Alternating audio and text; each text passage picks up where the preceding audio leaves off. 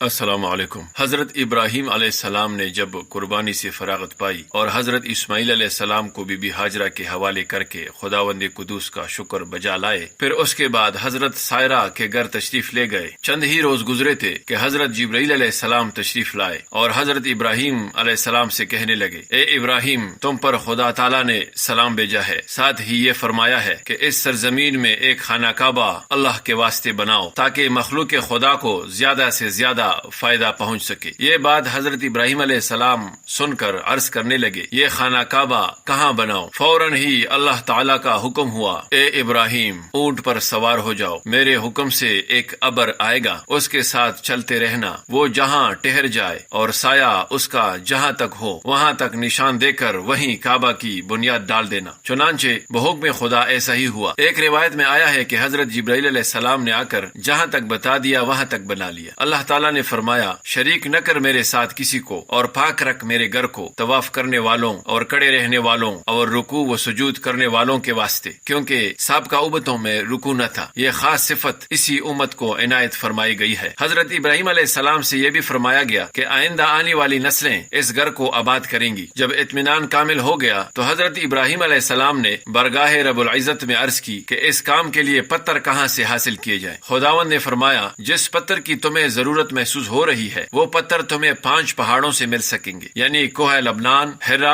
ابو قبیس، کوہ صفا اور مروہ۔ ان پہاڑوں سے حضرت جبرائیل علیہ السلام پتھر لاتے تھے اور حضرت ابراہیم علیہ السلام خانہ کعبہ تعمیر کرتے جاتے تھے۔ اس کی تعمیری کاموں میں حضرت اسماعیل علیہ السلام بھی مدد کرتے تھے۔ خداوند قدوس کا حکم ہوا کہ اے ابراہیم، سب سے پہلے پتھر مسجد کے محراب میں رکھو۔ چنانچہ آپ علیہ السلام نے پہلا پتھر اسی جگہ پر رکھا جہاں حکم دیا گیا تھا۔ بیت اللہ تیار ہونے کے بعد حضرت ابراہیم علیہ السلام نے اللہ تعالیٰ سے مندرجہ ذیل دعا مانگی، اے میرے رب، قبول کر، تو ہی اصل سننے والا اور جاننے والا ہے۔ اس شہر کو امن و آرام والا اور روزی دے، اس کے لوگوں کو میووں سے، جو کوئی ان میں سے یقین لائے اللہ تعالیٰ پر اور پچھلے دن پر جو آنے والا یقیناً ہے۔ پھر فرمایا، اللہ تعالیٰ نے جو کوئی منکر ہے اس کو بھی فائدہ دوں گا تھوڑے دنوں، پھر اس کو قید کر کے بلاؤں گا براہ عذاب دوزخ کے، کیونکہ یہ نہایت ہی بری جگہ ہے۔ پھر حضرت ابراہیم علیہ السلام خدا کا شکر بجا لائے کہ ہم لوگوں نے بیت اللہ اپنے ہاتھوں سے تعمیر کیا۔ بعد حضرت جبرائیل علیہ السلام نے آ کر فرمایا، اے ابراہیم، خدا نے تم کو سلام بھیجا ہے اور فرمایا ہے کہ تم لوگوں نے بڑی محنت سے یہ گھر خدا کا تعمیر کیا۔ میرے نزدیک اس محنت کی بہت ہی زیادہ قدر و منزلت ہے۔ حضرت ابراہیم علیہ السلام نے خداوند قدوس سے عرض کیا کہ یا الہی، تو نے فرمایا ہے کہ بھوکے کو کھانا کھلانا اور ننگے کو کپڑے پہنانا میرے نزدیک ایسا بڑا درجہ رکھتا ہے جیسا کہ اس گھر کا مرتبہ ہے، اور 1000 رکعت نماز ہر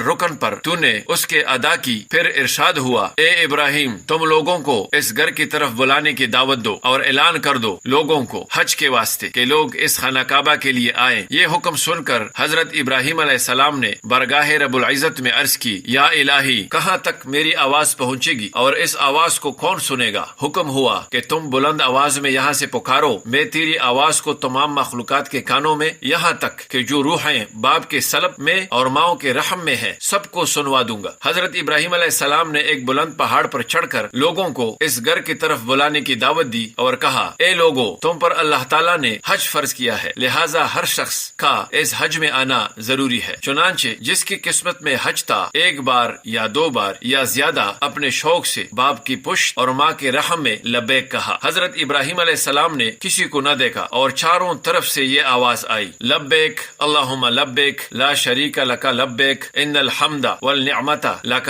والملک لا شریک لک۔ جب حضرت ابراہیم علیہ السلام نے مکہ معظمہ کے میدان میں چاروں طرف نظر کی تو دیکھا کہ نہ پانی ہے، نہ گھاس ہے اور نہ زراعت، غرض کہ کچھ بھی نہ تھا۔ تو یہ دیکھ کر حضرت ابراہیم علیہ السلام نے بارگاہ خداوندی میں درخواست کی، یا رب، میں نے بسائی ہے ایک اولاد جہاں میدان میں کھیتی نہیں، تیرے ادب والے گھر کے پاس، اے میرے رب، مجھے قائم رکھ اپنی نمازوں کے واسطے، کیونکہ جو تیرا ہو جاتا ہے اس کا دل تیری طرف ہی جھکتا ہے، اور جو لوگ اس جگہ آباد ہو جائیں تو ان لوگوں کو میووں سے روزی دے تاکہ وہ تیرا شکر زیادہ ادا کریں۔ حضرت ابراہیم علیہ السلام کا گھر ملک شام میں تھا۔ حضرت اسماعیل علیہ السلام کی پیدائش کے بعد حضرت ابراہیم علیہ السلام نے ان کو ان کی ماں کے ساتھ بحکم خداوندی جنگل میں لا کر، جہاں اب مکہ مکرمہ ہے، بٹھا کر چلے گئے۔ پھر رفتہ رفتہ مکہ شہر آباد ہو گیا۔ اللہ تعالیٰ نے زمزم کا چشمہ نکالا اور اس وجہ سے اور زیادہ لوگ اس جگہ پر آباد ہو گئے، کیونکہ کیونکہ یہ زمین کھیتی اور میووں کے درخت کے لیے موزوں نہ تھی۔ اس کے نزدیک ایک زمین طائف تھی، اس زمین کو زرخیز و سرسبز و شاداب کر دیا تاکہ بہتر سے بہتر میوے وہاں پر ہوں اور شہر مکہ مکرمہ میں وہاں سے پہنچے۔ اب ہر طرح کے میوہ جات طائف میں پیدا ہوتے ہیں۔ اس کے بعد حضرت ابراہیم علیہ السلام نے ملک شام میں جا کر رہائش اختیار کر لی، کیونکہ خدا تعالیٰ نے فرمایا تھا کہ خانہ کعبہ خراب نہ ہوگا، آباد رہے گا۔ دوستو، اللہ ہم سب کو اہم فریضہ حج ادا کرنے کی توفیق عطا فرمائے اور اسلام پر چلنے کی توفیق عطا فرمائے، آمین۔ السلام علیکم ورحمۃ اللہ وبرکاتہ۔